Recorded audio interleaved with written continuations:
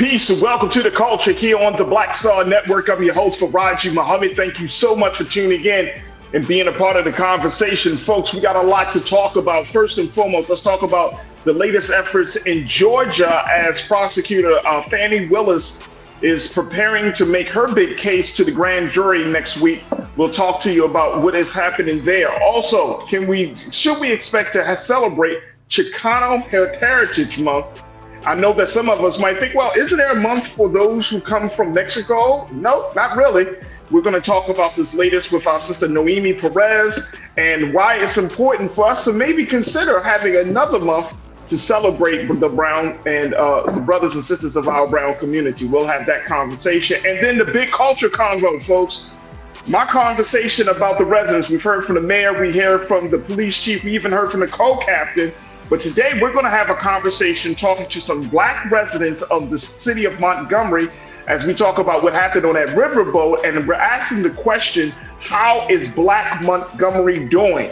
This is our big culture convo, folks. You do not want to miss this as we bring residents and activists on the show so you can hear exactly what's happening on the ground. Stay with us. All of that is happening on today's edition of The Culture right here on the Black Star Network. Let's go.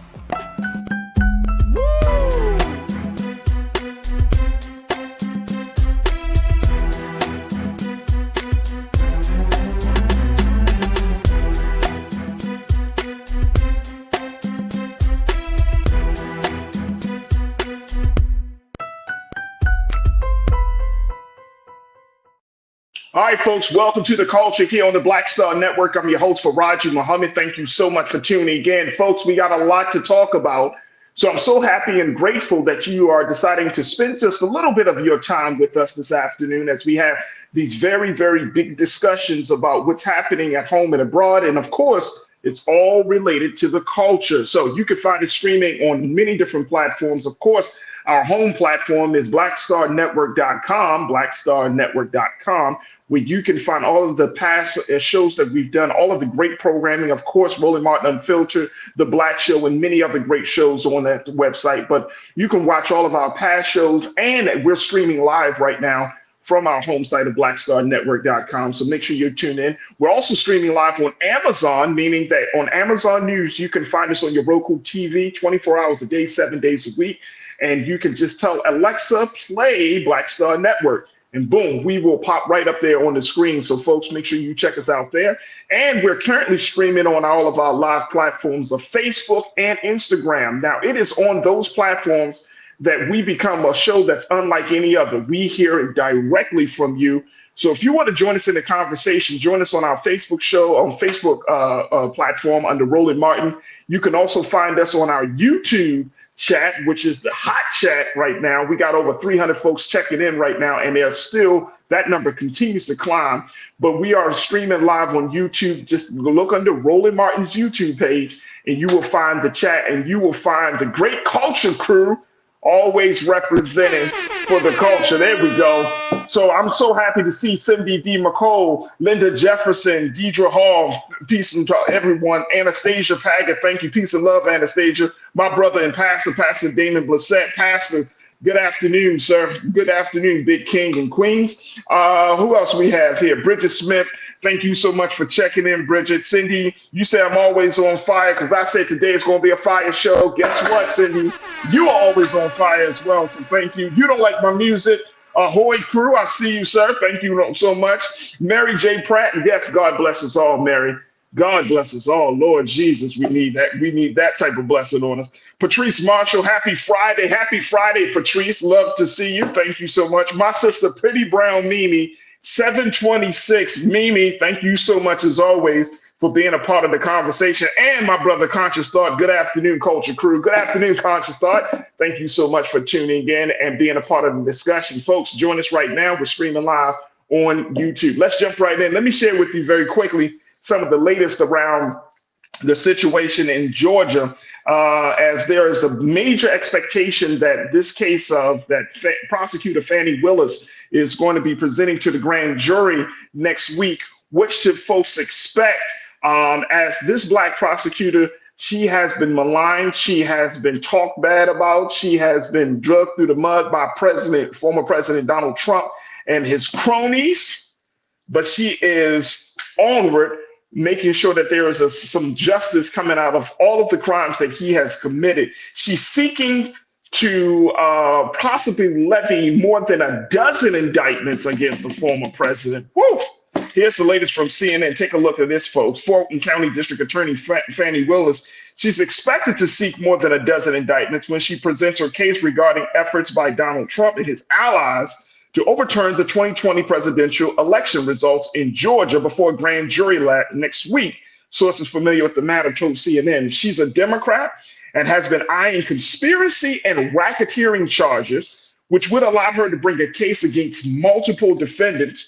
Her wide-ranging criminal probe focuses on efforts to pressure election officials to plot to put forward fake electors and a voting systems breach in rural Coffee County, Georgia. Now, Trump acolytes who took part in each of those schemes believe they will face charges in Georgia next week, too.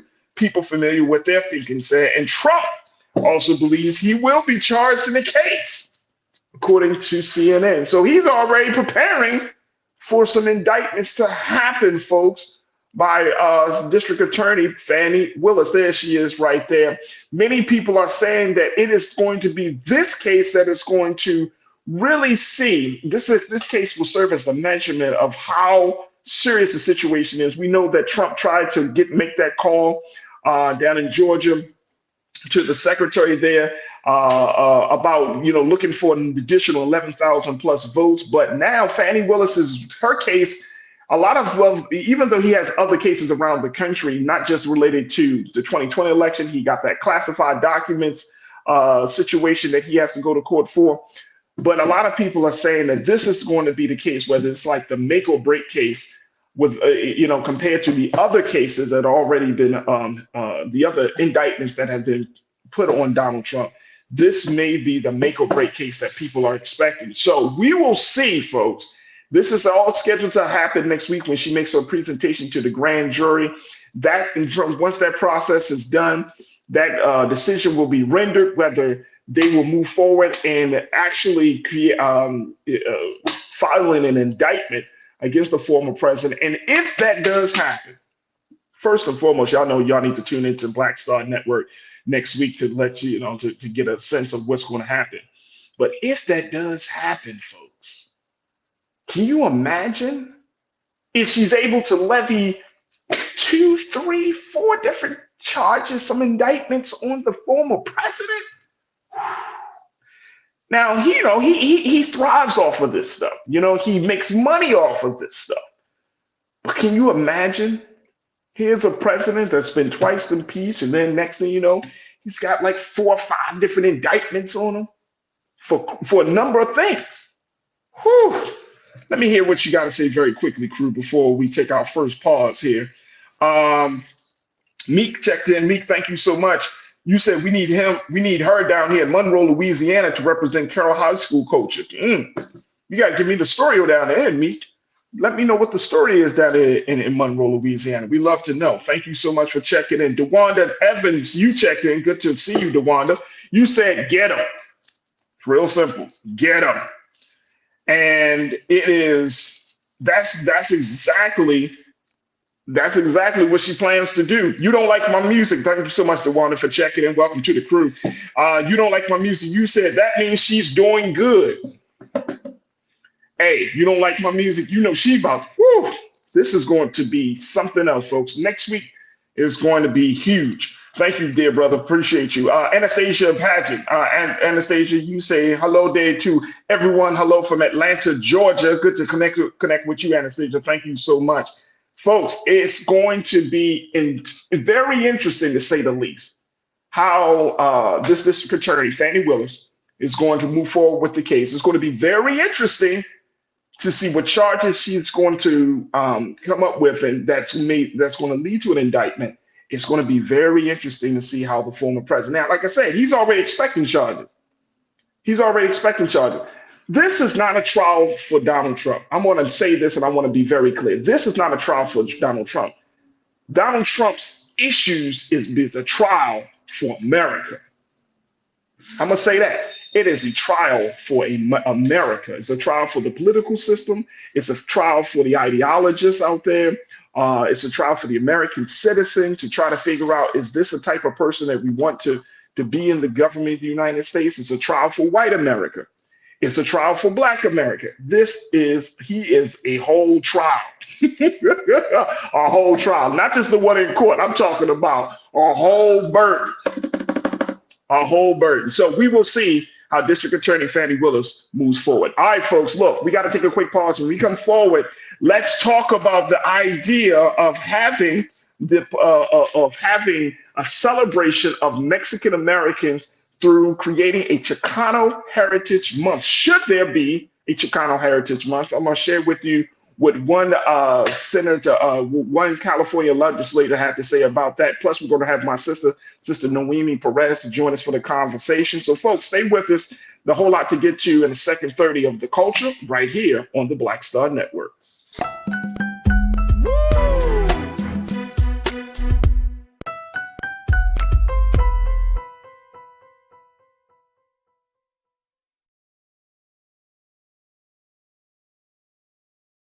When you talk about blackness and what happens in Black culture, we're about covering these things that matter to us, speaking to our issues and concerns. This is a genuine people-powered movement. There's a lot of stuff that we're not getting. You get it, and you spread the word. We wish to plead our own cause.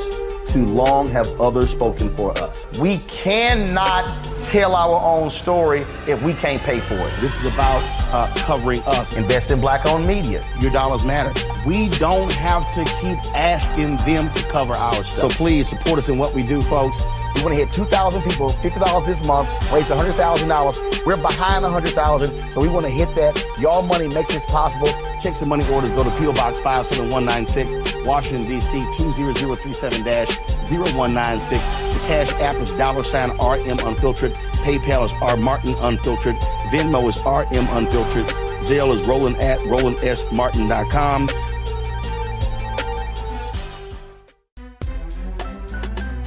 I'm Farajii Muhammad, live from LA.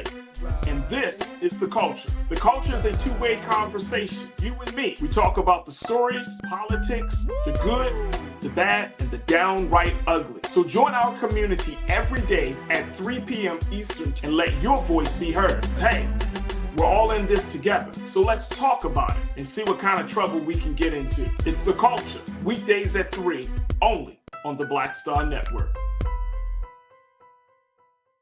Folks, Black Star Network is here. Oh, no punches! I'm real revolutionary right now. Support this man, Black Media. He makes sure that our stories are told. Thank you for being the voice of Black America, Roland. Stay black. I love y'all. All momentum we have now, we have to keep this going. The video looks phenomenal. See, there's a difference between Black Star Network and Black-owned media and something like CNN. You can't be Black-owned media and be scared. It's time to be smart.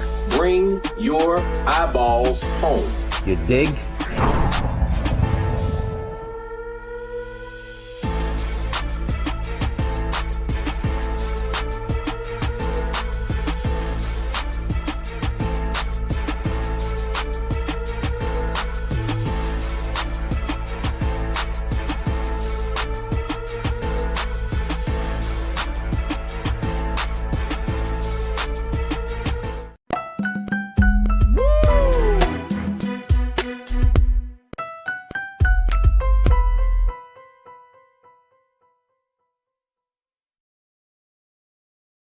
All right, folks, welcome back to The Culture here on the Black Star Network. I'm your host, Farajii Muhammad. All right, I wanted to have a conversation about something that is a growing discussion that's happening right now, especially in light of where we are in the culture, where we are in this country around the talk of history and heritage and celebration and denunciation. We certainly talk about those things, especially when it comes to Black history.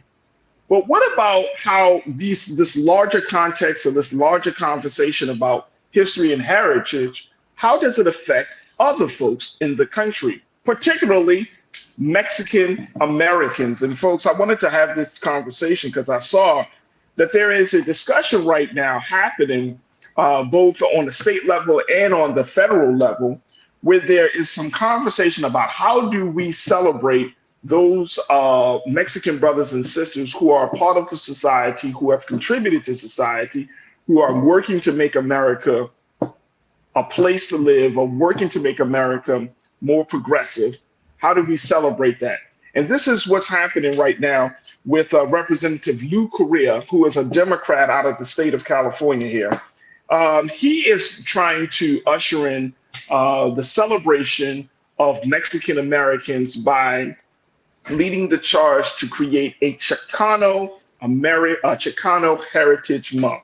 And I'm asking the question, should there be one for our Mexican brothers and sisters? Take a look at this, folks, from NBC, where this Democrat is saying that says that he sees nothing wrong with celebrating all the different Latino heritage in the United States, but says there is a need to spotlight the historical and cultural significance of Mexican Americans, who account for 61% of Latinos. Now, although Hispanic Heritage Month is celebrated annually in September, the proposed resolution seeks to place Mexican Americans at the forefront, recognizing them a month before. Hispanic Heritage Month celebrates Hispanics in the United States. Absolutely important, Correa said in an interview.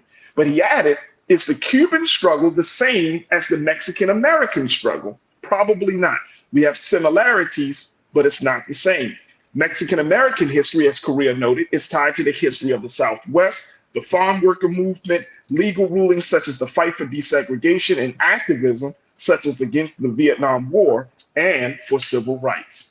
Here to talk to us a little bit about this idea and this larger effort, we have my sister, who serves as a political strategist. She's also serving as a national convener for the Latino Heritage Sites Action Network. My Sister Noemi Perez. Sister Noemi, thank you so much for joining us here again on The Culture. How are you, sis?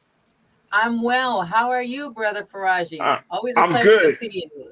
Absolutely, absolutely. And I thought no person would be better to talk about this than you. So I'm certainly grateful for your time today. Let's talk about this, Sister Noemi. When we talk about this level of heritage and history, first, break it down. When we say the term Chicano, and I know sometimes folks will use the terms and just throw it on the whole people, just blanket everybody. But what do we actually mean when we say that? So can I point out that African Americans, Mexican Americans, we're the only hyphenated communities, right? We don't refer to our Anglo-Saxon brothers and sisters as European Americans. There's a point there. Chicano is an amalgamation of indigenous, European, and African roots. Yes, let's not forget the African root part. And it's a community that has existed before California became a state in the United States. In terms of where the word comes from, the word Chicano is actually an indigenous roots. It comes from the word Mexica, which is a Nahuatl tribal word. And so it's an amalgamation of that. And Mexican Americans are an amalgamation of those components of our roots. And let me just say this, and you hit on a point, right? Where, at the end of the day, the why, oftentimes we have to remind Americans that history has not properly reflected our collective histories, right? It's a push that exists within the 1619 movement and the pushback, right? Mm-hmm. The pushback that exists in Florida and other states to try to change and revise history and how to educate people about the African-American experience, right? It's horrible. But part of that also includes the suppression of Mexican-American history. When we're talking about Chicanos, let's use that term Chicanos. We're talking about people that date back as far as the 1800s or longer. California didn't become a state until 1850. And that is because it was through the loss of the Mexican War, right, with the U.S., that almost half of the country was ceded to the United States. People forget that most of the Southwest and the West previously belonged to Mexico. And so you're talking about people who were already on those lands. It includes tribes, people who are descended from those lands, and people that were conveniently erased from the U.S. history books in those books. Why the here and now? Let's talk about that a little bit.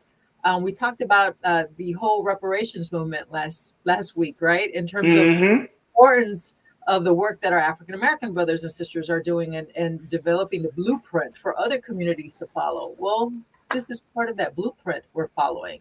And so part of it is poking the bear to point out we deserve recognition, but also in the case of national monuments, heritage sites, since I'm a national convener on that topic, is pointing out that, geez, heritage sites do not properly document or celebrate our heritage proportionately as other communities do. So let me ask you this, though, Sis Noemi. Let me start here. There's still some, I don't want to use the word tension, but I would say there's still some disconnect between Black and brown communities, right? Yeah. And I understand that, right? And you understand that you were in these spaces, you worked for the Obama administration, and so we understand you work in media. So the conversation between Black and brown, depending on the space that you're in, can be a contentious conversation. Yeah. How do we start to bridge the gap? Because I think I see something here that we need to key in on, which is, yes, we come from two different places, but at the end of the day, we both have been punished and discriminated against by white supremacy. We both have, and if people understood the history of Black and Mexican revolution for liberation, the Black-Mexican relationship, where we not only have been fighting against the same enemy in one respect, but there has been some partnership between the two communities that dates back for many, many years, whether you're talking about the civil rights movement, the Black Power movement, and other movements that have happened, for our people. So why should we even have a conversation about celebrating Mexican Americans when some Black folks still feel like, you know what, our history is under attack? Can we get Mexican Americans to stand in solidarity to us? Help me to understand, or help bring some insight into that relationship. So let's acknowledge that both our histories are under attack. And I know you mentioned Trump earlier. Well, yeah, remember that during his presidency, the president of the United States referred to Mexicans and was very specific about targeting Mexicans.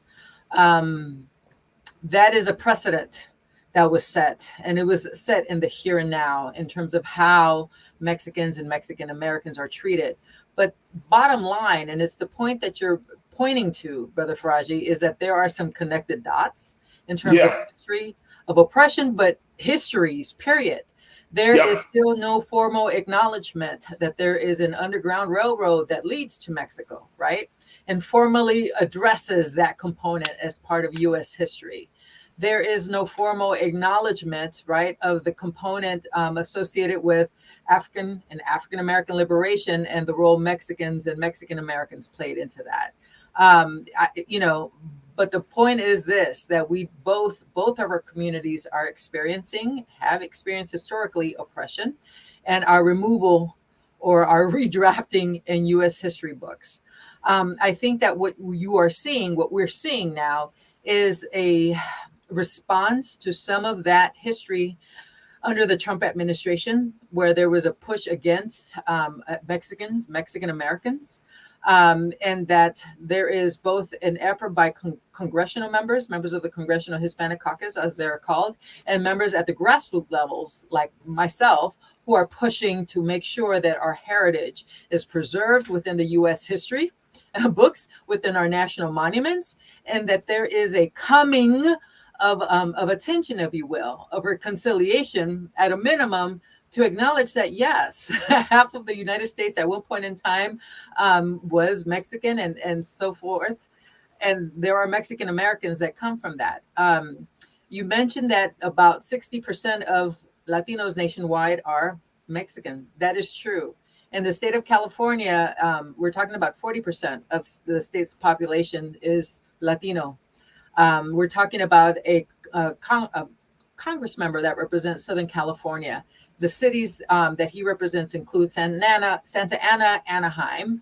FYI, the city of Santa Ana was the first to issue a recognition of Chicano Heritage Month in 2021 Anaheim did so this year in 2023. So it's a natural progression that the Congress member is working on to get it recognized at the national level. Back to your point, though, in terms of the Black and brown issues, it's part of the work that needs to be done. You know, there's no doubt about that. We cannot deny it. It said the same thing last week in terms of the conversation about reparations. Reparations is part of the work that needs to be discussed and needs to be addressed within the Latino community, and having our communities become more supportive of that issue. I think when people understand that there is joint progression and joint support that has value to our individual communities, that people become more engaged with one another's issues. We're separated on these topics. Yeah, and I got to take a quick break, Sister Noemi, but you're absolutely right. We're more than separated. We are at a place where it's going to be detrimental if we don't find some resolution. If we don't find some resolution to the situation. Folks, we're going to take a quick pause. When we come forward, more conversation about the idea. Should there be a Chicano Heritage Month? I would love to get your take on this, crew. I'm going to share some of your comments with Sister Noemi, and then we're going to continue the conversation on the other side. Folks, stay with us. It's The Culture here on the Black Star Network.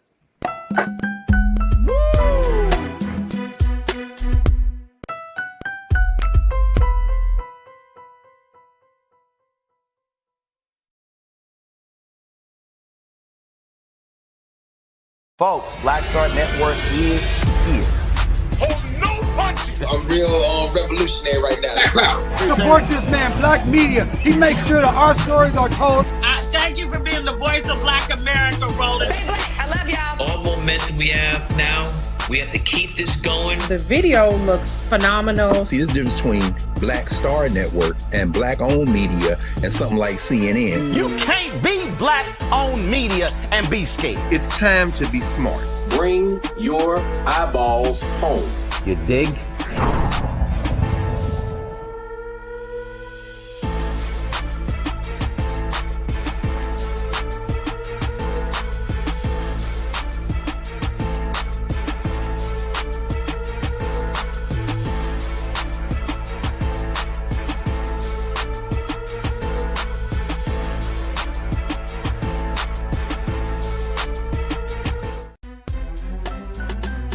I'm Farajii Muhammad, live from LA.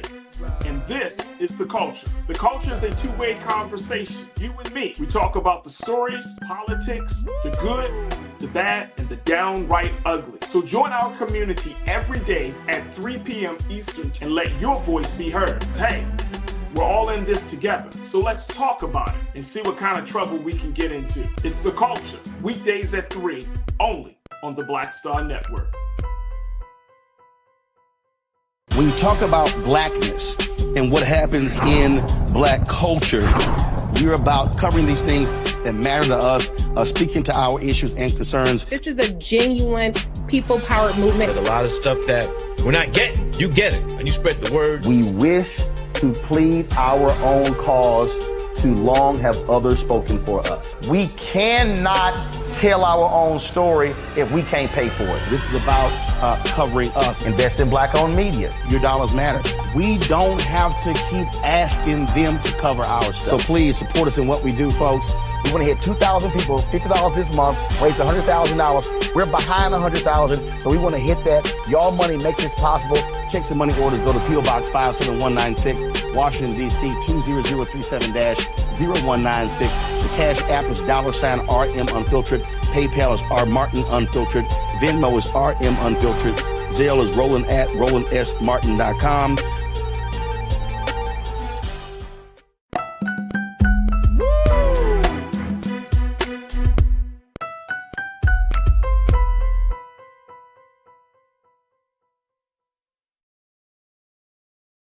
All right, folks, welcome back to The Culture here on the Black Star Network. We've been talking to my Sister Noemi Perez, who serves as a political strategist. She's also serving as one of the national conveners of the Latino Heritage Sites Network.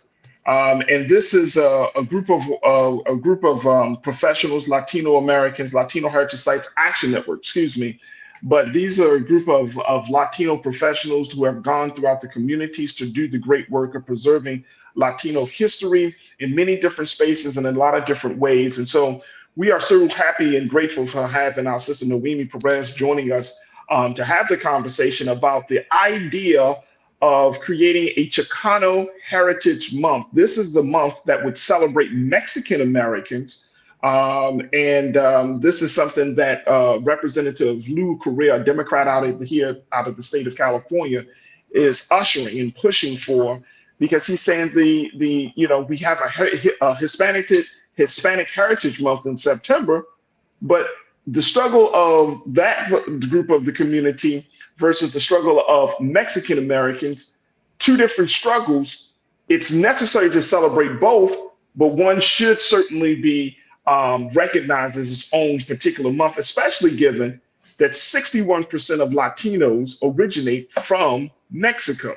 So let me bring my sister Noemi back into this, because Noemi, there's a lot of Culture Crew members are checking in, sharing their thoughts on this. Let me start off with something that my sister Pretty Brown Mimi said. Pretty Brown Mimi 726. She said, "I hear us saying black and brown, but I really hear Latinos saying black and brown, but they say brown all the time. Let's keep it 100." So I know that for me as a media professional, I often say black and brown, right? But I understand the sentiment that she has, that we're not hearing the same type of call for unity on the other side. Or is that happening? We're just not privy to it. So let me point to, I think there's an underlying level or layer that your readers or audience members referring to, and that's the need to be more inclusive of Afro-Latinos within the brown community, right? So that's an area that still needs work. Let's acknowledge that. Let me just throw this out there, Sister Noemi. A lot of Afro-Latinos are suffering from, and I'm using this term, and so please correct me if I'm using it misrepresenting, but they're suffering from some level of identity crisis because they're not fully embraced by either community. Now, I've heard that Afro-Latinos, black folks say, well, you ain't black enough. And then the Latino community say, you ain't Latino enough. And therefore, they're kind of left in the middle.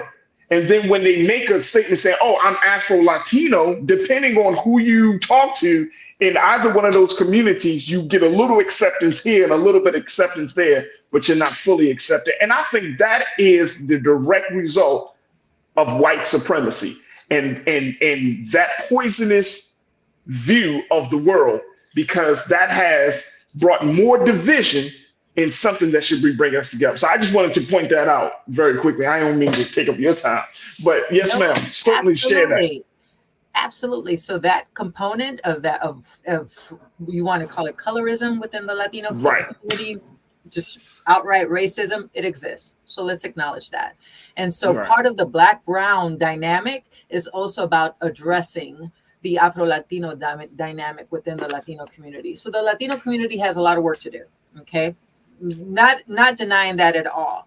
And absolutely, it will benefit the quote unquote black brown, i.e. African American Latino dynamic that we're talking about.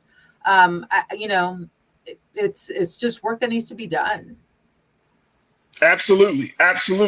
Conscious Thought checked in. Noemi said, I would love for Ms. Noemi Perez to note that California became the first contiguous state to have a non-Caucasian majority population, power and strength in numbers. Talk to us about that and the point that Conscious Thought has made. Yes and yes. So California is the first state in the United States that has a majority population of minorities, which happens to be Latinos. It is also, by the way, the direction in which the United States is going, right? It's in the future, we're going to have a population nationwide where the largest minority group is Latino, and where the dynamics in Congress, in terms of just how our populations and demographics need to work with each other has to evolve.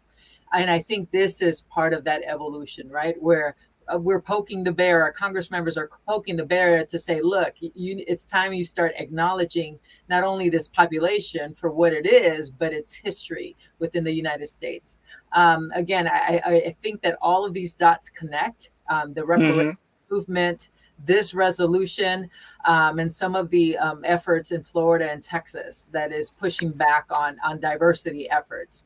And let's just say this, a resolution is simply that, a resolution. It is announcing that a month is going to be recognized as Health Month, as Chicano Month. You can have several resolutions for 1 month.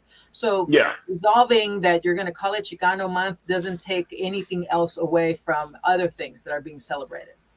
Absolutely, absolutely. Janelle Fields, my sister, checked in. She said, until we embrace a coalition mindset, we will continue to bump our heads against the wall. We lack unity as a people, and that must be resolved. But we need to recognize the power of solidarity to win. Is that absolutely? Would you say the Latino? Would you say that the Latino community, do brothers and sisters in the Latino community say, "Oh, okay, we are disunified, and therefore we need to win"? What is the view of that? Like, is there talk of, "Hey, we need to stand in solidarity with Black folks. We need to stand in solidarity with those who have been oppressed," or is that conversation pretty much non-existent within the Latino community?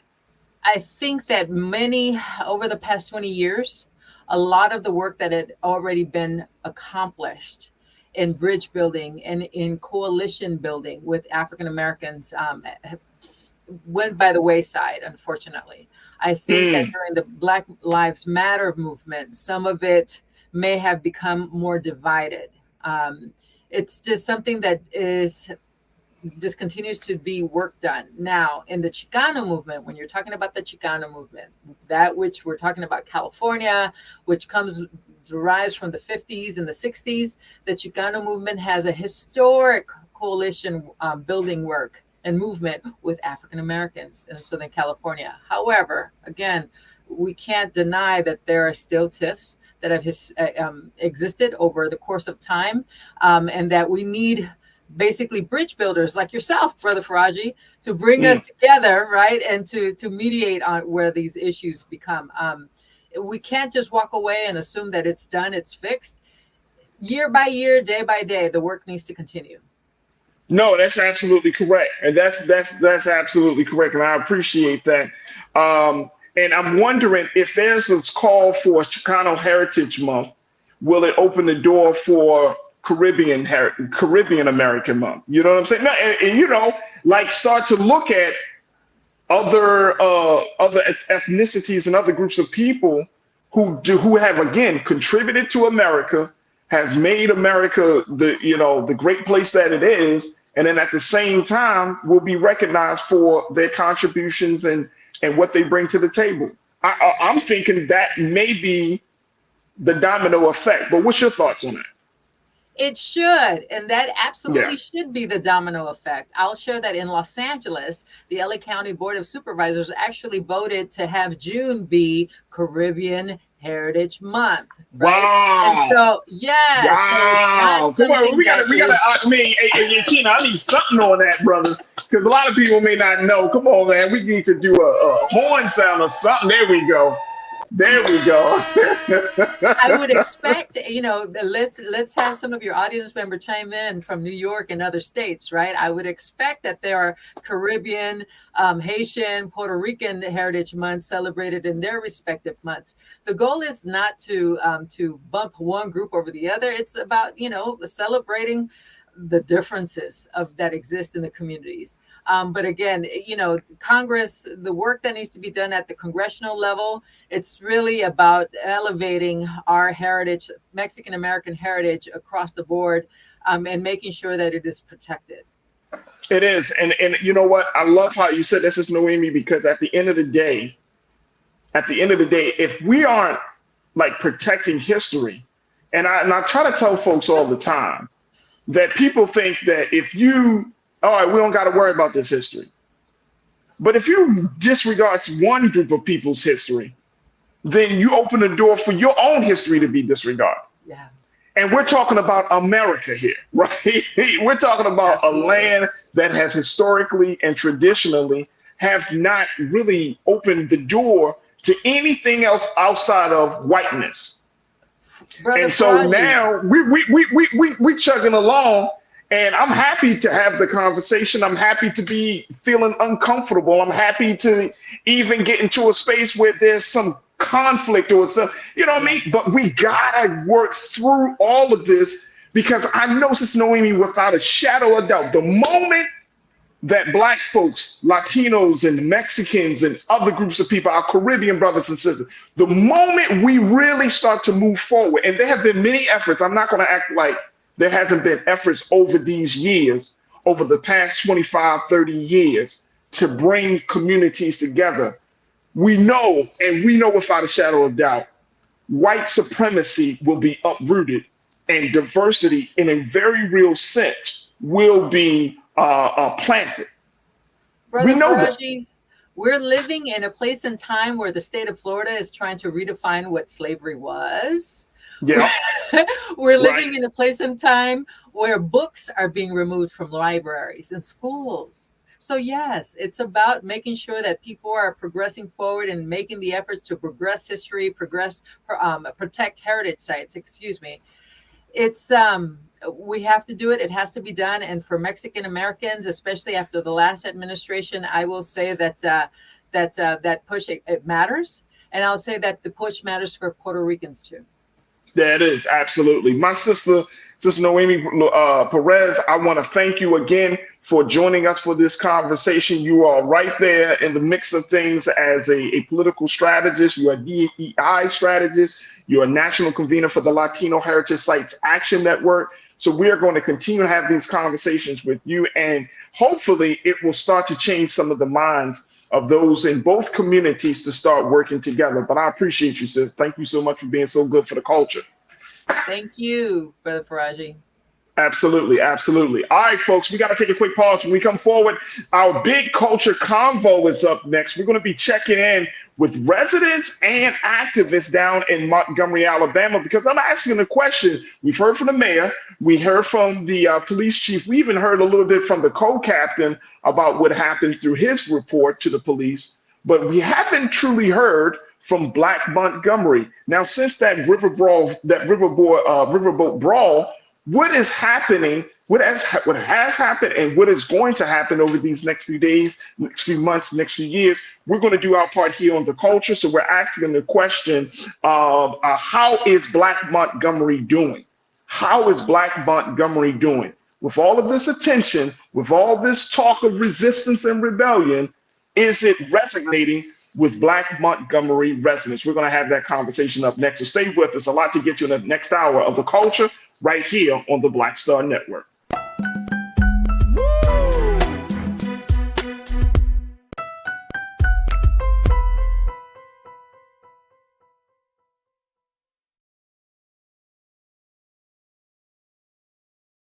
When you talk about blackness and what happens in Black culture, we're about covering these things that matter to us, speaking to our issues and concerns. This is a genuine people-powered movement. There's a lot of stuff that we're not getting. You get it, and you spread the word. We wish to plead our own cause. Too long have others spoken for us. We cannot tell our own story if we can't pay for it. This is about covering us. Invest in Black-owned media. Your dollars matter. We don't have to keep asking them to cover our stuff. So please support us in what we do, folks. We want to hit 2,000 people, $50 this month, raise $100,000. We're behind 100,000, so we want to hit that. Y'all money makes this possible. Check some money orders. Go to P.O. Box 57196, Washington, D.C. 20037-0196. The Cash App is $RM Unfiltered. PayPal is R Martin Unfiltered. Venmo is RM Unfiltered. Zelle is Roland@RolandSMartin.com.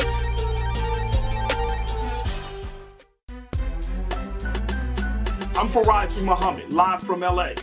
And this is The Culture. The Culture is a two-way conversation. You and me. We talk about the stories, politics, the good, the bad, and the downright ugly. So join our community every day at 3 p.m. Eastern and let your voice be heard. Hey, we're all in this together. So let's talk about it and see what kind of trouble we can get into. It's The Culture, weekdays at 3, only on the Black Star Network.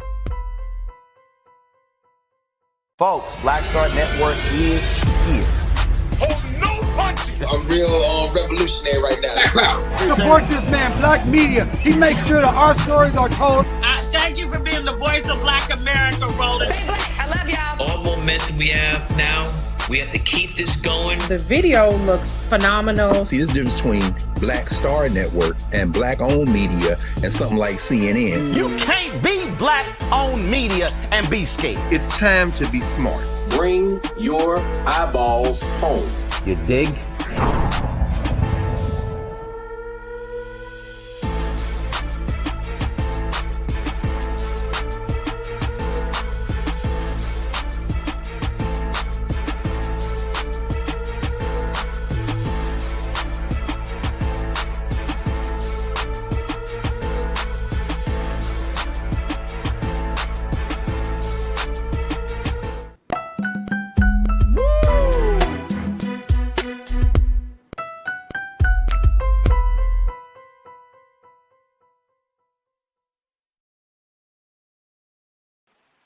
All right, folks, welcome back to The Culture here on the Black Star Network. I'm your host, Farajii Muhammad. Thank you so much for tuning in and being a part of the conversation. Folks, we are streaming live right now on many different platforms. Go to our home site of blackstarnetwork.com where you can get the live show as well as past shows. We're streaming live right there. We're also live on Amazon News on Roku. So you can just let Alexa know to pull up, hey, Alexa, pull up Black Star Network, and boom, we're right there on the Amazon News channel. So make sure you check us out there. And we're streaming on social media platforms, Facebook and Instagram. And it's on, Facebook and YouTube, excuse me. And it's on our YouTube channel where you can join us in the conversation and be a part of today's culture crew. Folks that are checking in from all around the country and some parts of the globe are checking in today as we have this conversation and for this big cultural conversation from one we just had before with our sister Noemi Perez about Chicano Heritage Month, and this conversation about how is Black Montgomery doing in light of that riverboat brawl that we saw last weekend. Folks, we want you to join us, and I'm very, very excited because let me just say this very quickly, then we're going to bring in our guest. This situation that we saw down in Montgomery has opened the door for us to have some very, very different or nuanced conversations about race relations, especially when it comes to the Deep South. And so, you know, we're doing our part here on the Culture and the Black Star Network to put out the call. And I will have to say, folks, this is nothing but God, that the response that we have gotten from people all over the country, particularly our brothers and sisters down in Montgomery, has been overwhelming to say the least. And I'm so happy and grateful to even have this platform for us to have this very, very real conversation. A lot of these conversations that we're having about Montgomery have been focused on the political side with Mayor Stephen Reed down there, the legal side, the policing side with the police chief down there. But very few, and I've been looking, folks, and y'all correct me if I'm wrong, very few places have actually talked to the residents of Montgomery. Not just talking about what happened last weekend, but what has been happening for months and years in the city of Montgomery. And even though we don't talk about it as often, that is still one of the seats of civil rights, of the civil rights movement. And guess what? They are still fighting to this day, folks. Still fighting to this day. So we wanted to have this conversation because we wanted to make sure that in the midst of all of this talk and all of this chatter, we hear directly from our people and they can tell us how we should respond. It's one thing for us to be on the outside of the situation, but it's another thing for us to humble ourselves, to listen, to learn, and most importantly, to move out on a unified effort because we are in alignment with them, they are in alignment with us, and that's where the movement really kicks off. All right, so I wanted to just share that with you, but let's talk to my sister and my brother. We have some activists joining us right now, fantastic activists. This sister reached out to me and said, Farajii, let me share with you the real about what's happening down in here in Montgomery. She has been in Montgomery for 15 years. and she has a powerful story. And I'm so grateful that she's being a part of this conversation. She has served in our armed forces. She's a supporter of the idea of Black Lives Matter, and she calls herself the street prophet, the people's activist. I got my sister Tamasha Brown, joining us right now. And then also, along with Sister Tamasha, we have another veteran, a Black Lives Matter supporter. He terms himself as a pan-activist. My brother Travis Jackson, he's joining us as well. So I want to welcome them both. Brother Travis, Sister Tamasha, thank you so much for joining us here on The Culture on the Black Star Network. How y'all both feeling? Hey, baby, I'm good. I think I had about 5 cups of coffee. I'm ready. I got my children in the room. I said, y'all play with your activities. Because, okay, we're going to get in these digital streets. You know, I'm excited. I am excited. I couldn't tell you. I appreciate that. Absolutely. Brother Travis, you hear me, brother? You get us live and well. We got Brother Travis. We got to make sure we're going to get his sound up right there. There we go. Brother Travis, we're going to get his sound well. Let me start with you first, Sister Tamasha. Oh, there we go. There we got my brother. How you feeling, dear brother? Can you hear us? All right, we're going to work on one day at a time. Yeah, I can hear. Okay, good. We got a little bit of a delay right now, but I'm doing okay. Yeah, I'm doing okay. Okay, good. As I like to say, same shit, different toilets. Same. I love it. Let me start with you, Sister Tamasha. When you saw the situation last weekend, right? Yeah. What was that all about? When you saw that, and then that situation, those videos went viral. You've been in the city. You've moved to the city. You're actually from the West Coast, from San Diego. Yes. You made the move to Montgomery. But I want to start with one element of your story before we get to your take on that. All right. You told me that your level of Black consciousness didn't occur in San Diego. It started in Montgomery. Talk to me about that transition for you. Yeah, so when I was 18, I went into the Air Force from San Diego, went to Texas, and I was stationed in Abilene, Texas, out there, Taylor County, at Dallas Air Force Base. And so, you know, living in Texas, I was there 10 years. So I kind of noticed a pattern in my life where every 10 years I kind of would go somewhere new. So 10 years I was there from 18 to 28. And during that time, even though I experienced certain resistances to things and you had quote unquote racism, and even though Texas is considered the South, it wasn't nothing like what I experienced when I came here. I moved here at the latter end of September of 2009. This was right after the recession, and me being military and with everything happening, I was running into the overqualified sector. Every job was like, you're too qualified. So, I was on the other end of the fat they were cutting. So Alabama had positions for police officer, for Department of Corrections, jobs they refer to you as a veteran that you qualify for, state jobs, so on. And I was like, well, hey, why not?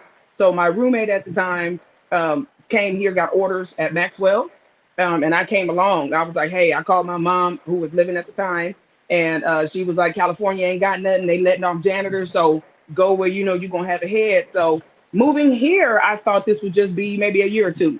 I'll come here, whatever. Well, the day before we pulled out of there, I was in Books A Million. And this is when you actually read books, because everything's online now. And so a Black woman happened to overhear me and the roommate discussing Montgomery. And she could hear how moved I was to come. And I was like, girl, I've seen this in the movies and I'm just so excited. Now, my roommate was from Florida. So they were like, okay, well, I already know the South will move. And I'm like, nah, you don't understand. This is where Martin Luther King and them marched. And I was just going on everything that they taught us in our, critical race theory, education. I didn't know about the African of us. I just knew about, Negroes that were American, the general one paragraph of Martin Luther King, the 2 sentences on Malcolm X. But I could tell you anything about the Hispanic and the Indian. I could tell you anything about the Asian. I could quote their dynamics, break down formulas, but my own people had not a clue. So she looked at me and she was like, Montgomery is not what you think it is. And I was like, ma'am, and she told me I just came from there and it's not what you think. And at the time, I was like, okay, I'm gonna put that in my pocket, whatever. We got here. It was well. I could say that my time here on a spiritual end has served a purpose. I seen where I needed to be here, but there was so much that I did not realize until the moment I stepped in this area. It was like I felt something in my blood was pulling on me and telling me that I needed to find out about myself. It had rained so heavy that the rain looked like tears falling. And I was just looking like, who the hell? I was like, why are the heavens crying? And I was staying in the Ashton Apartments at that time on the second floor. And I was just like blown away because West Coast don't see that. And my mama's Miami, so she used to talk about this. So I was calling all the time, like, Mama, you were right. This place is so wild. I see what you mean with the land, because she used to talk about how free she was. West Coast, you have sidewalks, and apartments is what you call home. In the South, you have a already right there mentally, you're shifted. On the West Coast, when you say house, you talking about my mama's house, that's an apartment. Okay, you have a porch, which is a little sidewalk, but from Texas on, you got land. So already I'm 28 looking like, what the hell? This is so much land. And I'm just like, I see now what my mom talked about. Well, fast forward, things kind of started to take a turn.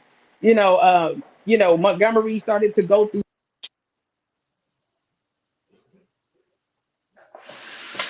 We got my sister. We're going to try to get her back on in a few moments. Look, we're going to take a quick pause. When we come forward, folks, I want you to join us in the conversation as we're asking for our big culture convo today. How is Black Montgomery doing? As we're going to be hearing from activists and residents of the Black community down in Montgomery as it relates to what we saw on the dock, and then even looking at some of the history and then looking at moving forward. So we'll continue the conversation on the other side. Stay with us, folks. It's The Culture here on the Black Star Network.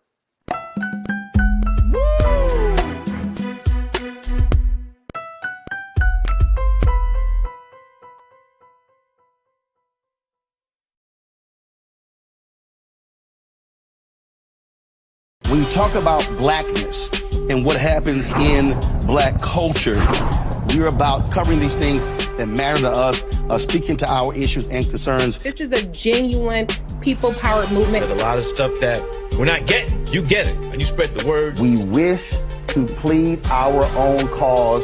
Too long have others spoken for us. We cannot tell our own story if we can't pay for it. This is about covering us. Invest in Black-owned media. Your dollars matter. We don't have to keep asking them to cover our stuff. So please support us in what we do, folks. We want to hit 2,000 people, $50 this month, raise $100,000. We're behind 100,000, so we want to hit that. Your money makes this possible. Check some money orders. Go to P.O. Box 57196, Washington, D.C. 20037-0196. The Cash App is $RM Unfiltered. PayPal is R Martin Unfiltered. Venmo is RM Unfiltered. Zelle is Roland at RolandSMartin.com.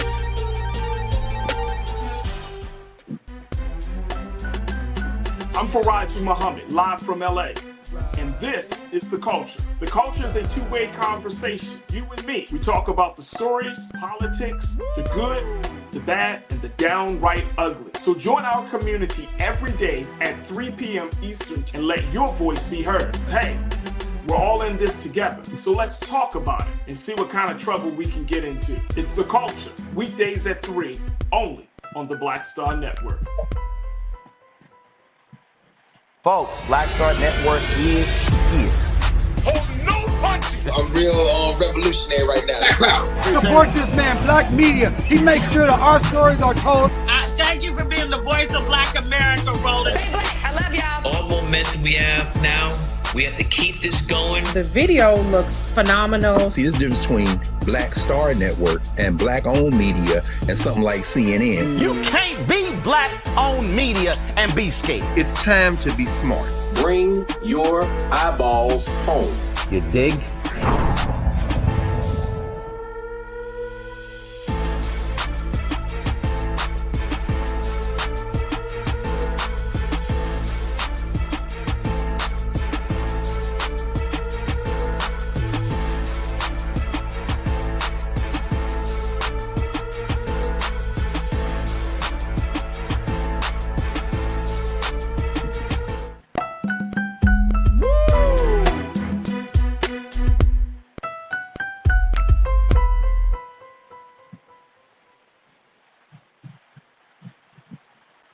All right, folks, welcome back to the culture here on the Black Star Network. We are checking in and talking to some Black residents from Black Montgomery. We're asking the question, how is Black Montgomery doing in light of what we saw down on the docks last weekend? And what is going to be the next step moving forward? Because guess what? Nobody can tell us what the problem is and know what the solution may be other than the folks that are closest to it. And that's Black residents in Montgomery. So Sister Tamasha Brown has been joining us, who is a veteran, and she is an activist right there in the great city of Montgomery. But Sister Tamasha, you've been talking about your personal journey of coming there and realizing that things aren't what it seems to be, and that you had to go through a change in your thinking. Yes, I did. To adjust. Yes, I want to apologize in advance. We are getting some of that weather that's coming in, so we have gushes of wind. So that's actually what knocked me out, and I'm cool with that because it's been weather-wise. Sister Tamasha, when weather is whipping around like that, there's some activity going on. So you better believe Mother Nature's talking. The heavens is talking. They coming from Africa. That's from Africa, that wind right there. You know what I'm saying? Like when I came here, I had a perm. You understand? I looked in the mirror, took some scissors and cut it off. You know what I'm saying? Because I just got tired of frying my brain. So, you know, I just didn't like the fact that because my hair is good. And so my hair used to be down my back. And so I really suffered from the complex. When I went Air Force, I used to be so proud to fall and run down the stairs to Reveille and think that I was a part of the American dream. And yay, look at me, I'm standing at attention. Yay, look at me, massa. See what I did, massa. See, I got it, massa. And now look at my life. The American dream was a nightmare. It didn't matter that I'm college educated. It didn't matter that I didn't commit a crime. It didn't matter that I wasn't robbing people. It didn't matter that I spoke proper. When I wanted a promotion on my job, they started to mess with me. When I said I own land, they started to mess with me. When I said I don't want your Section 8, I have a job, they started to mess with me. So it seemed like no matter what I did, I was running into this force. I moved to Alabama and met the African in me.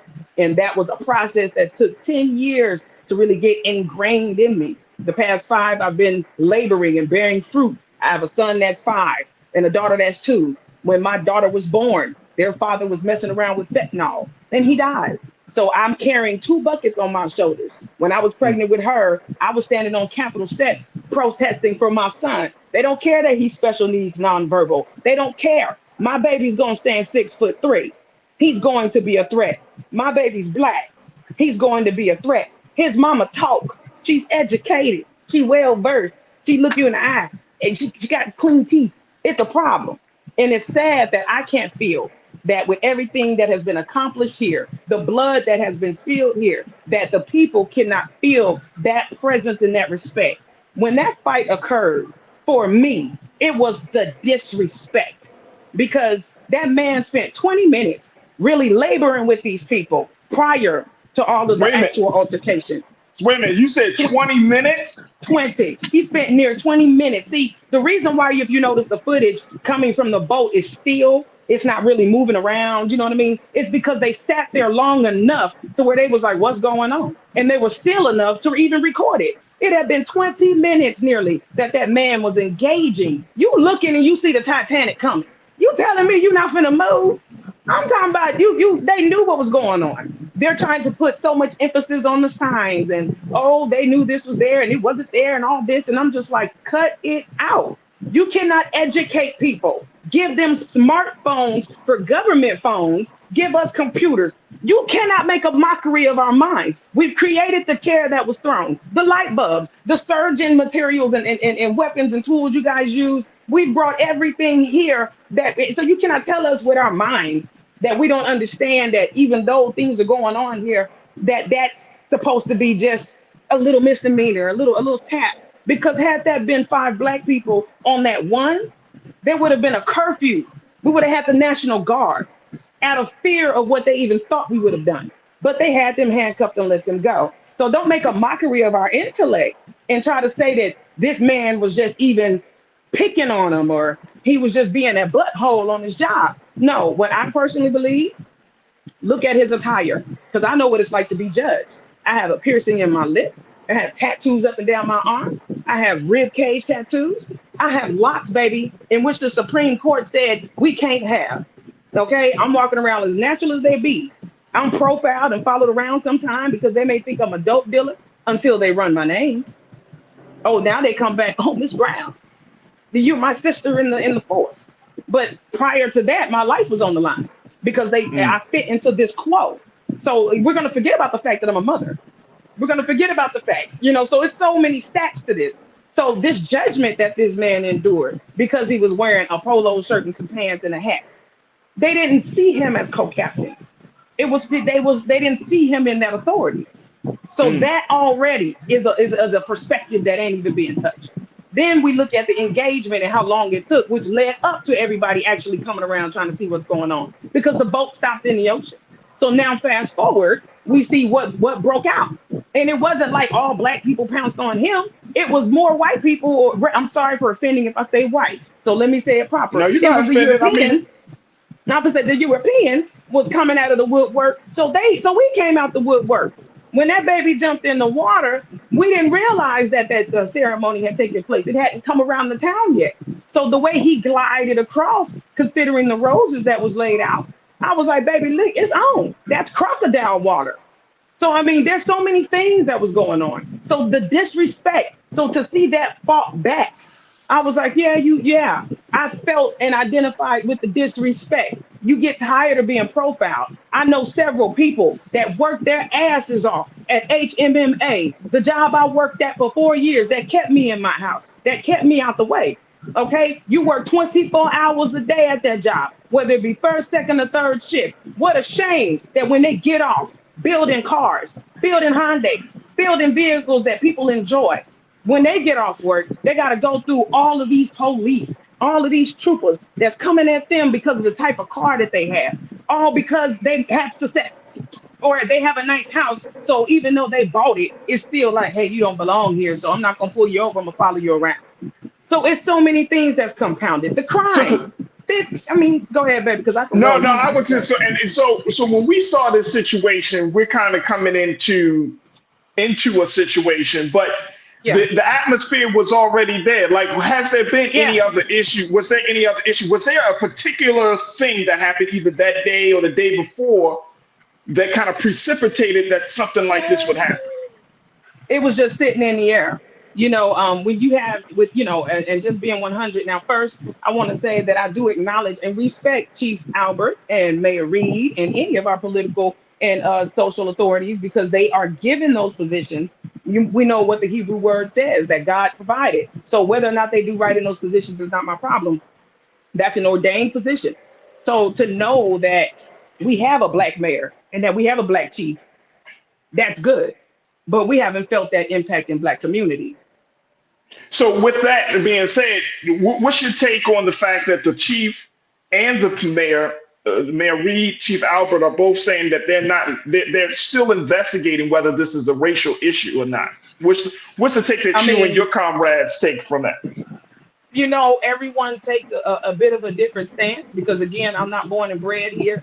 So there's a lot of people that are familiar with Mayor Reed's history, for example. He's a generational inheritance of that office and political environment. So for people that have been here, born and raised and bred and fed, they're used to his father. So they have a different look at him compared to those of us that are from the outside that have been living here long enough, that have a dualistic view. So I do understand what he's up against. I do see the law and the twisting and the turnings as far as how it's worded. They make one thing very complicated. So the laws are so compounded. They're not quite clear right away, but there's so much of a history that they've almost neglected to address. And the more that they go around this, it's going to keep building. And to me, this fight was that tipping point. Mayor Reed is an awesome guy. He fits into a lot of the profiles that are comfortable. But as a black citizen here, I can't tell if I can't see what he's doing. We have children that are wandering around, not because they don't want to, go home and sit down, but it's because of there's nowhere to go. When I first got here, there was activities for the kids. The clubs used to shut down and turn them into little centers so they could just come and have somewhere to go, which would in turn give the parents a break, which would create that atmosphere. But then things started getting out of control. The police are tired. Some are really tired because as people, They understand what's going on because they have family here. So we have nepotism that's really heavy. So in my opinion, you cannot mom and pop Montgomery anymore. This is not a mom and pop business. You have to comply with the times that are changing. And if not, God is going to force it. They brought in Chief Albert, who is not a native of here. He's Louisiana. And there was outcries about this. And so people such as Karen Jones, who headed the activism up in Selma, which was in response to what happened with the fight. You know, people like her that have been here, Michelle Speaks that have been here, some pastors and people that have been here that have spoken. You know, these things have been going on for months. We're at 50 crimes, 50 murders that have happened. And that's not including the ones that are not reported. And every time we hold accountability, they throw the law right back in our face. Well, the so are you saying, are you saying, Sister Tamasha, that is the Black community, the Black Montgomery, is not happy with the leadership of Mayor Reed and not happy with the policing leadership of Chief Albert?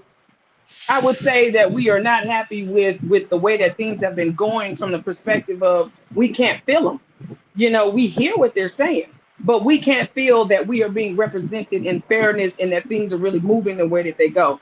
They have no problem having press conferences for crimes that have been busted, which is good. Okay, it shows that you're doing something. But they also spent billions of dollars investing in new police gear and new police technology and a $20 million water park. But the community is saying we need more assistance on the home front. We need YMCAs rebuilt, repainted. We need high schools changed. We need, you know, things that are more intimate that actually apply to everyday living. We cried out to Governor Ivey. We need that funding. Instead of building prisons, please help us with on the ground. Because if your strength is your state, strengthen your people, they'll stand. But what's happening? People are moving. They're moving to Georgia. They're moving back to Florida. They're moving out because they can't grow. It's like you can come to Alabama to get yourself together, but when it's time to grow, you start running into the thorns, you know, and it's unfortunate. You know, there's a lot of pressure. You know, there's a lot of, you know, jobs that are not unionized, so they don't really get the benefit, you know, even though they work really hard. We just recently got raises for the sanitation department because they were so overworked during the pandemic. And I'm looking like, isn't this what we went through back with the bus boycotts and getting the union for the trash? I'm like, we've been through this with the sanitation marching. And, you know, some of this stuff is still repeating because they haven't addressed the laws. And so you have Mayor Reed and we're like, okay, he's Black. He's going to say something. Well, we're so used to people playing the game, we can't tell when he's real or not. And it didn't help with those recordings that was released. And then you saying those recordings where he said what? He had some you know, there are articles I would tell you to read if you want to read so you can gather your own, because I don't want to misquote the man. But just it was more a conversation that occurred. Someone recorded it. Alabama is a one-party state, so you don't have to have the other person's permission to record. And that information was released. And so Mayor Reed did address the conversation that occurred and provided perspective for his viewing of why that happened. However, the content of the information of the tapes is what bothered people, as far as him saying that, okay, he doesn't need the Black vote to get reelected. He doesn't need, you know, he's not going to really push things for Black community until he gets what he feels he needs. And some of these things that he's saying he needs, we're like, what is it that you need? So it's, you know, it's too much. The country just went over a whole pandemic. People were evicted out their homes. People have lost jobs. People have died. So there's some things you just have to stop and deal with in reality. And I'm looking like, when does your conscience, when does your spirit say, okay, God, you know what? You blessed me enough. I don't need to take from the pot anymore. Let me take care of the people that you gave me ruler over, you know, and it's causing, you know, the tension that is being experienced here. Absolutely. You know, so Sister Tamasha, I got to take a quick pause. When we come forward, I want to bring Brother Travis back into this because giving us some more insight as we look at what has happened on the dock, and more importantly, how to move forward with this whole thing. Because folks across the country, you and I talked about it. And you know about it. There is a clamor right now from Black people in other parts of the country. They see this as a quote unquote resistance. They see this as a rebellion. Very quick before we take our next pause, I want you to tell me in 30 seconds, does Black Montgomery see what happened on the dock as a resistance or a rebellion? We see it as a resistance. We will not support anyone, trying to take anything unfair. That was a righteous call. It doesn't matter what black person, yellow person, that was not right. It moved you. People were hollering from the boat. So it's your moral duty to be that good Samaritan in whatever shape or form. So we took that for that. That's what it was. Period. There it is. Yeah. All right, Sister Marsha, we're gonna put you on pause. We're gonna take a quick pause, and we come back, Brother Travis Jackson. We want to bring you into the conversation, folks. Stay with us, Culture Crew. I want you to share your thoughts on this as we're talking to Sister Tamasha Brown. We're talking to Black residents in the city of Montgomery. We're asking the question: how is Black Montgomery doing? This is a big cultural convo we wanted to have today because we heard from everybody else. But let's hear from the people who live there, who experience life in Montgomery, and who's looking to change Montgomery for the better. Stay with us. The conversation continues on the other side on the culture right here on the Black Star Network.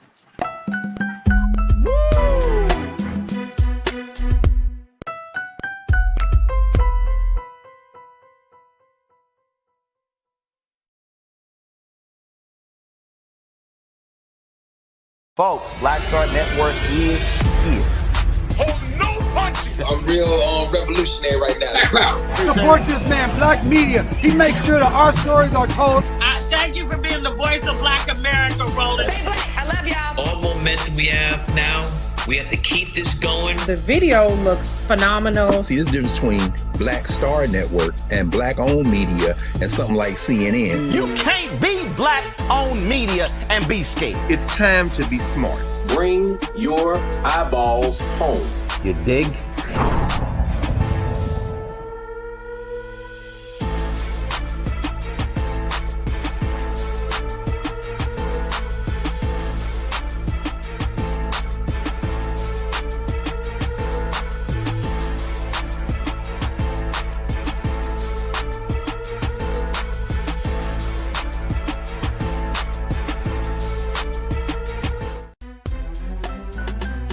I'm Farajii Muhammad, live from LA. And this is The Culture. The Culture is a two-way conversation. You and me. We talk about the stories, politics, the good, the bad, and the downright ugly. So join our community every day at 3 p.m. Eastern and let your voice be heard. Hey, we're all in this together. So let's talk about it and see what kind of trouble we can get into. It's The Culture, weekdays at 3, only on the Black Star Network. When you talk about blackness and what happens in black culture, we're about covering these things that matter to us, speaking to our issues and concerns. This is a genuine people-powered movement. There's a lot of stuff that we're not getting. You get it, and you spread the word. We wish to plead our own cause. Too long have others spoken for us. We cannot tell our own story if we can't pay for it. This is about covering us. Invest in black-owned media. Your dollars matter. We don't have to keep asking them to cover our stuff. So please support us in what we do, folks. We want to hit 2,000 people, $50 this month, raise $100,000. We're behind 100,000, so we want to hit that. Your money makes this possible. Checks and money orders go to P.O. Box 57196, Washington, D.C. 20037-0196. The Cash App is $RM Unfiltered. PayPal is R Martin Unfiltered. Venmo is RM Unfiltered. Zelle is Roland at RolandSMartin.com.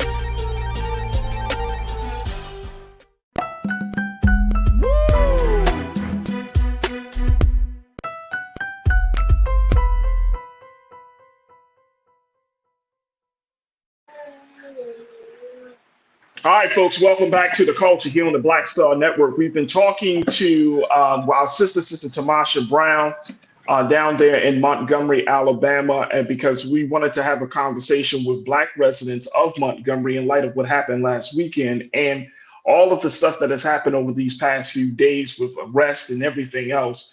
So we're asking the question, how is Black Montgomery doing?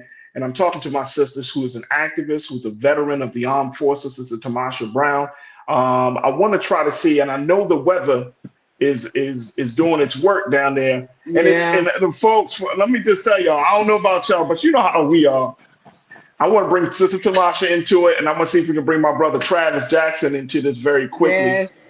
But I don't believe that the weather is the way it is by coincidence. Come on. Come on. Hey. I'm gonna just say it Hey. like that. I'm gonna just say it like that. Because Every I don't time. believe, I just don't believe that the weather is the way it is by Oh no. coincidence. Oh no, it's turning, baby. We're in a prophetic hour. Okay. Everywhere that we was taken and touched, everywhere that our blood was shed, you touched us, we are reckoning with this. I don't care what law you pass, I don't care how much paperwork. When the royal chosen was touched, okay, we understand the prophecies, we get it. Okay, but the breaking down and what we endured, even though it was allowed, he seen, he saw. So we are at a time where things are speaking. Well, I don't care how many laws. You can push us just like the children of Egypt, just like Israel. You know what I'm saying? So it don't matter. We just gonna keep multiplying and There it is. multiplying and becoming stronger. So it is what it Absolutely. is. Hey, I want to bring my brother Travis into this, brother Travis Jackson. Travis, talk to us about what you saw after you saw this whole thing kind of play itself out. This resistance, this rebellion. What was going through your mind, brother? Can you hear me? Yes, sir. We can hear you, dear brother. Okay, then. Yeah. Before I continue, let me just say that you do have a point. The weather there's no coincidence with the weather. They may, try to mute our voice, but they'll never stop our message. So when I first saw the video, one thing that came to mind was one word that came to mind was a revolution. This is long overdue. This is what needed to be done. Basically, whenever I call chants, I like to call powerful chants at any rally, especially pertaining to BLM. And one of the chants that I like to call is, if you hurt one of us, you hurt us all. And what you saw what you saw on that day was very historical. That's long overdue. You didn't just see unity, you saw Black power at its finest, at its realest. The fact that somebody jumped in the water to swim, to take care of somebody, that's older than them, when the Black persons jumped in the pool and jumped in the water and swam, which, by the way, that water in that in that area, it's very deep. From what I've studied, it's like almost like 60 feet, like to 100 feet deep. So yeah.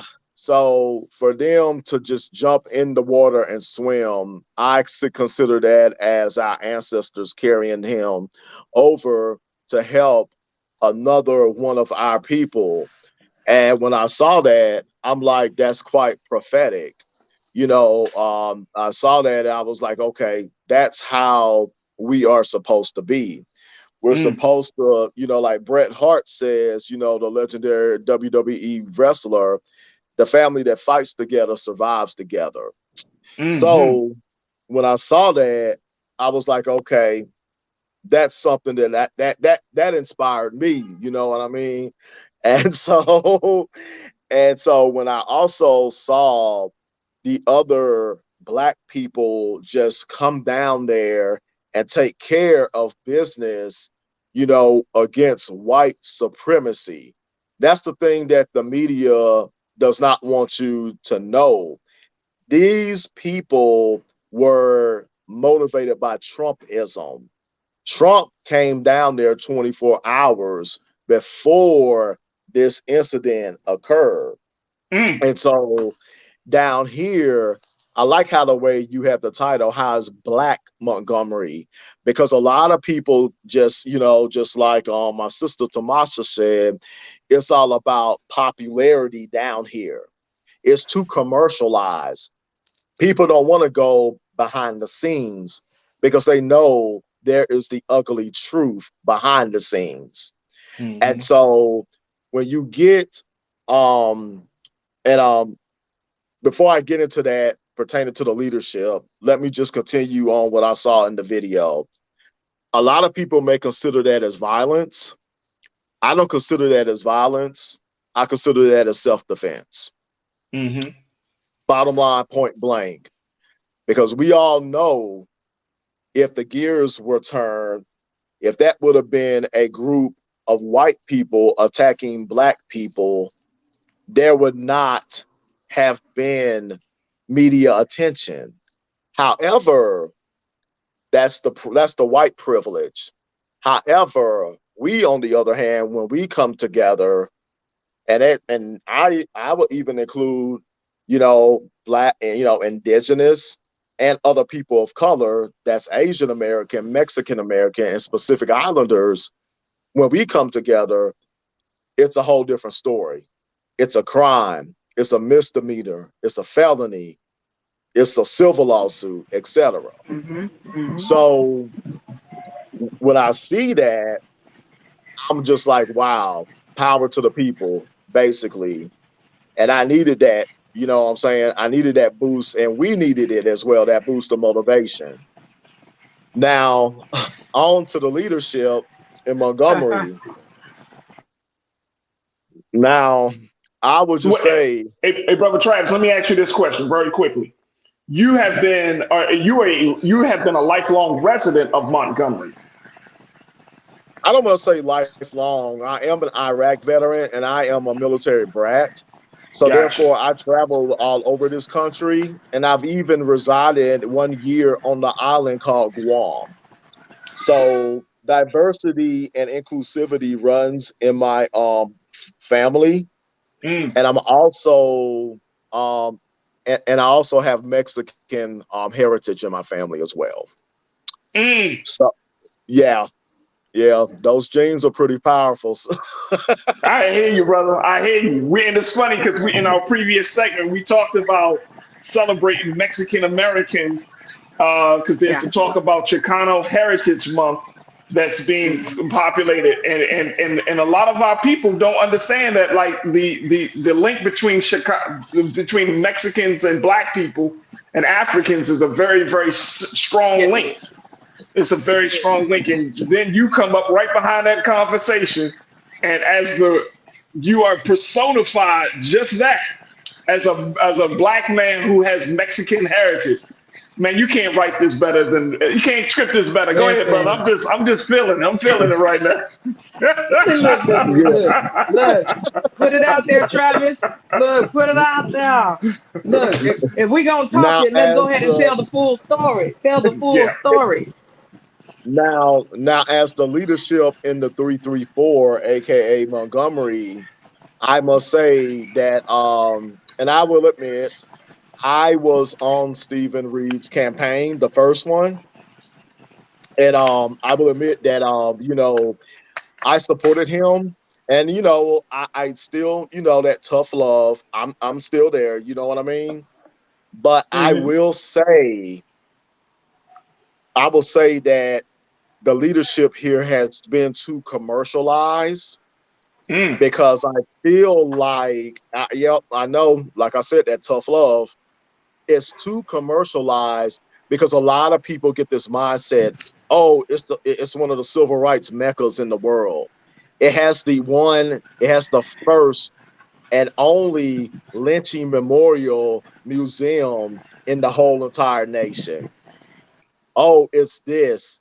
Oh, it's that. Look at all these historical sites. You even got the first church that Dr. Martin Luther King preached at. It's still standing to this day. Stuff like that. But what they don't want to see is like the discrimination that Black people consistently face, the racial profiling that Black people consistently face. You know, even Black LGBTQ plus people, you know, like myself, that constantly, you know, has to look over their shoulder to make sure that I don't have rocks chunked at me. You know what I'm saying? And so, and then also, if this is a civil rights capital, then why is the homeless or our neighbors' population so high?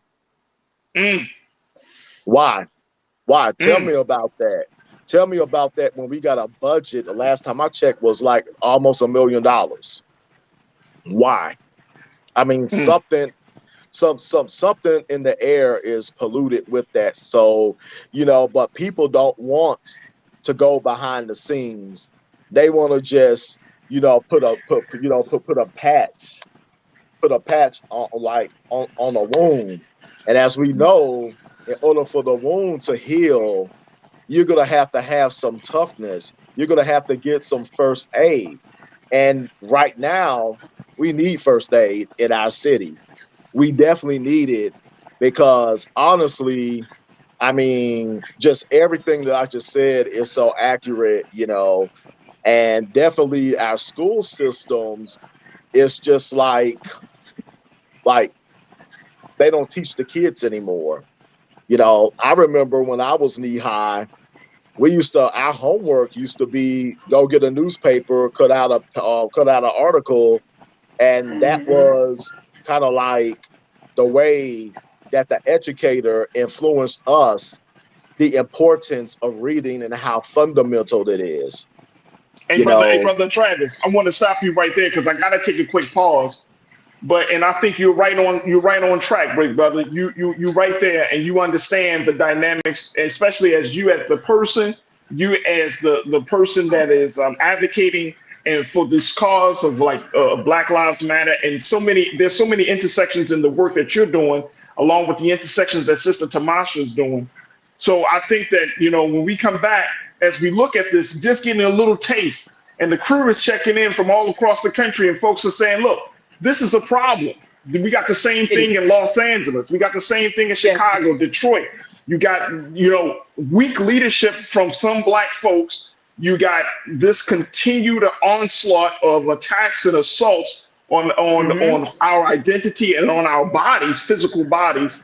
And we are at a point now in this country, I think of Black America, we're at this point where we need to figure out whether we're going to fight back or we're going to just continue to be slaughtered. So on the other side, I would like to get your take from both of you as to what do you want the Black folks to do in this country to support what's going on down in Black Montgomery. Folks, on the other side, we're going to have that conversation. Stay with us. It's The Culture here on the Black Star Network.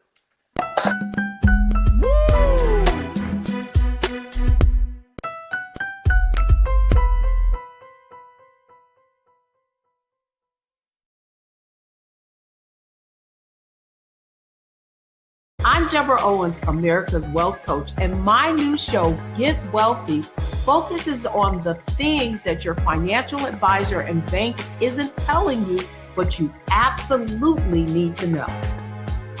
So watch Get Wealthy on the Black Star Network.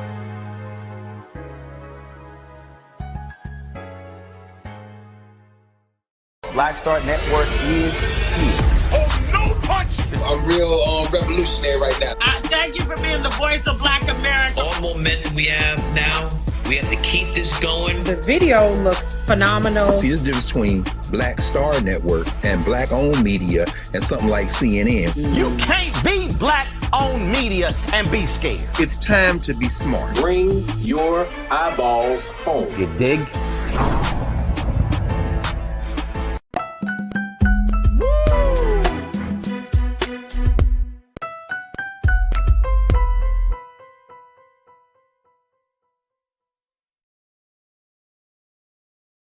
Folks, welcome back to The Culture. We have been talking about Black Montgomery as we asked the question, how is Black Montgomery doing in light of the recent events over the last weekend and over these past few days? We've been checking in with Sister Tamasha Brown, who is a veteran and an activist in the city of Montgomery. And we also have been checking in with Brother Travis Jackson, who is another veteran and another activist working in a lot of different spaces. Brother Travis, I want to get with you. We got a couple of moments left. People all across this country have been talking about what's been happening on the riverboat dock. People have been saying, of course, it's a resistance, rebellion. There has been some conversation about next steps, but I think some people are kind of comfortable with just seeing Black folks finally standing up against white folks in a big manner. But what does Black Montgomery want, Brother Travis? And this is Tamasha, I want to get your take on this. But what does Black Montgomery want from the rest of Black America at this time? Well, we want the rest of Black America, we want them to realize that there's more to the South than just soul food, college, football, and civil rights. There's more to us than meets the eye. We want we want the rest of Black America to understand that we have been in pain for years and years and years. I would prefer that Black America would realize that had it not been for the Deep South, I'm talking about right here, the Deep South, there will be no civil or human rights acts or bills or any inspirations pertaining to civil or human rights across the nation. I want them to understand the South, the Deep South, like right here, the Deep South, it's more to us than meets the eye. Looks are very deceiving. Please don't come down here thinking that you're going to blow smoke up our, you know what, and think that we are not going to pick up on whether if you are an ally or not. And we down here, we believe that allyship is all about actions. Do not talk about it if you're not willing to walk about it. So that's all I got to say. I hear you. I hear you loud and clear. Sister Tamasha, what is it that you want us to do? How can we be supportive of the work and the efforts that you, Brother Travis, Karen Jones, and many others are doing right now to make sure that this moment continues to be the momentum that we need for a larger movement that's going to bring some freedom, justice, and equality for Black Montgomery and for the rest of Black America? Okay, I will say this in a certain order for the sake of time and accuracy. First, I would like everyone to take this to their own worlds, their own homes. Do research in your state where you live about the slavery that happened with us and how it pertains to you. That's very important to know how to stand. In order to stand for somebody else, you got to be strong yourself. So it's important to understand the land you live in and understand where you fit in that. So I would encourage conversation to start to happen. Second, stay informed. Some of the media is getting watered down, washed down information by the time it leaves from here. So stay tuned to this show for the next week, because there's going to be a lot of information coming out. There's still things we have not discussed that led up to the protest that happened in Selma today. There's Facebook posts, pictures we have of the family themselves going back and forth with us when they let them go instead of taking them into jail initially. So there's so much to this that led to this. So make sure you stay informed and support platforms like this here with Brother Farajii so that we can make sure we have a voice. We didn't know if anybody really hears. Shout out to Larry Reed as well, and for also giving us an opportunity. And third, I would say for support, just stay tuned with your cash apps and stuff, because everybody's saying they're helping everybody. Everybody say they got a GoFund, but we don't want to cause a manipulation to occur and these seeds to be wasted. So just hold tight and actually make sure that the places you are sending money to is actually accurate, real people that actually can help. So we'll have more of that information coming. But I would say for now, stay informed and have that conversation, because that's happening here with Montgomery being the skeleton of the nation. This is where the 13 colony prophecy was put into effect. So we have to consider how this place is speaking of what's to come. This was just a tipping point, like a bubble in a pot. So if this isn't under control, if we don't have these conversations as African, as Black people, and start and stop whitewashing this. Stop denying what's going on. Like, open your mouths, talk to your children. This is why some of this crime is going on. If we don't want the slave catchers, AKA your DHR, your CPS, if you don't want them to take your babies and take them to foreign lands and be taught at the hand of others, if you don't want them taking them in somebody else's house, open your mouth and start talking to your sons and your daughters. Okay, I'm 42 years old. I don't have the strength to do this with my babies 10 times over. They 5 and 2. Okay, I have to do this while I have the strength. Give them what I got while I got it. So I'm gonna tell you what I wish my people would have did with me. They were trying to protect me. So I'm telling you, you want to know what to do to help us besides support us and wait for us to stay tuned? Open your mouth and talk to your people so they can put the guns down on the porch. We can't unify like this and fight for this man, and we can't fight like this on our block. You know what I'm saying? So we've got to break the system down by not feeding them us. We can't be used as statistics. We got to realize we are that. You know, so we need to have we need to have a recognition, a recollection here with Elohim. We need to really tonight, tomorrow, lay down and really realize this happened to my life because of who I am. And if we don't make this change, this is coming to your city. Period. Yeah, it is. Sister Tamasha Brown, Brother Travis Jackson, you, of course, are always welcome. But God willing, we will reconnect with you very soon, sometime next week, because I feel like more information is going to come out. But we need to make sure that our people get the marching orders. And more importantly, I don't want your voices. Y'all live there. Y'all experience life there. Y'all raising children there, and you got families there. Look, we're not in there. So we're going to be taking your lead. Y'all the closest to the problem, and y'all are more than qualified to determine what the solution will be. So this space is your space as we open up the doors to have these conversations, and most importantly, to empower our people to think critically about themselves and what we're all embroiled in this system. But I appreciate you both. Sister Tamasha, Brother Travis, thank you so much for the great work you're doing. We got to bring you back on to talk about Selma. We got to talk about Selma. Yeah. We got to talk about Selma. We got to talk about Selma. Yeah, this went down. This went down. We got to talk about Selma. We got to talk. I don't have enough time today, but trust and believe, God willing, we're going to talk about Selma. It's going to talk baby. about Pray Selma. For us. It's hot. I got my shotgun right here. I'm talking about it's hot. It's thick. Absolutely. They playing that, try that in a small town around here, baby. Hey, okay. I hate you. We standing in full solidarity with you, Sister Tamasha and Brother Travis. Listen. We standing in full solidarity. I appreciate y'all. I love y'all. Thank y'all so much for being so good for the culture. Bless y'all. Man, oh man. All right, folks, I got to jump off, but I thank each and every one of you. Crew. We got something going here, folks. We got something going. Look, if you enjoy the conversation, most importantly, you enjoy what we're working on to try to continue to bring you right there to the action, bring you close to the lives of the people who are impacted the most in any situation. Make sure you do your due diligence. Go to blackstarnetwork.com. blackstarnetwork.com. You can download the app for free on all your devices. But we're looking for financial support. And so I want to give a big shout out to all of those who already supported.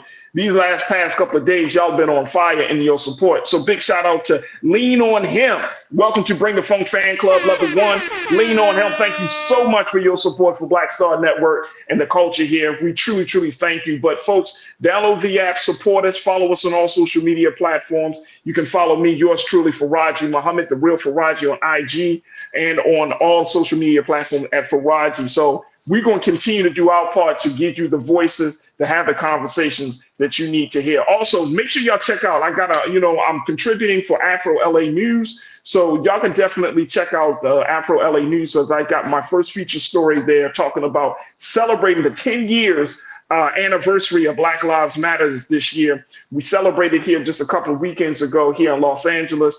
But I put out a piece about why we should accept and we should all be celebrating Black Lives Matter 10 years later. So that story can be found on AfroLAnews.org, AfroLAnews.org. We're going to continue to push it, folks. We're going to continue to push it. All right, folks, that's going to do it for me. Stay tuned. Up next, 6 p.m. Eastern Standard Time, Roland Martin Unfiltered, Friday night. You know how it go. But as always, never be afraid to challenge what's wrong. Stand for what's right while being yourself in the process. God willing, we will reconnect on Monday for another exciting and powerful edition of The Culture right here, only here, exclusively here on the Black Star Network. Have a great weekend. Talk to you soon. Love y'all. Peace.